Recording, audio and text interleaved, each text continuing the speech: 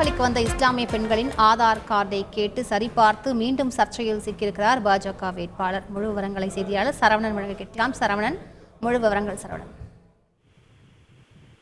தெலுங்கானா மாநிலத்தில் ஹைதராபாத்தில் ஒரு வாக்குச்சாவடியில் பாஜக வேட்பாளர் லதா மாதவி லதா என்பவர் பார்வையிட்டுள்ளார். பார்வையிட்டிருந்த போது அங்கு அமர்ந்திருந்த ஒரு பர்தா அணிந்திருந்த இஸ்லாமிய பெண்களை அழைத்து அவருடைய வாக்குச்சாவடி அட்டை ரசீதை சரிபார்த்துள்ளார். அப்பொழுது அவரிடம் விசாரித்த பொழுது உனது பெயர் என்ன எழுது என்று விசாரித்திருக்கிறார். விசாரித்த பிறகு உனது ஆதார் அட்டையை காண்பிக்கும்படி கேட்டிருக்கிறார்.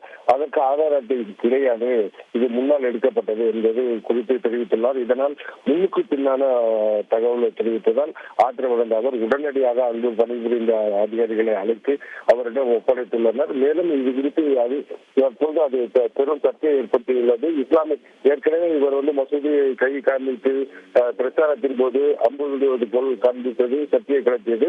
தற்போது இவர் பர்தா என்ற பெண்ணை விசாரித்தது சர்ச்சையை கிளப்பியுள்ளது. மேலும் தேர்தல் அதிகாரிகள் அந்த இது பெண் குறித்து விசாரித்து வருகின்றனர்.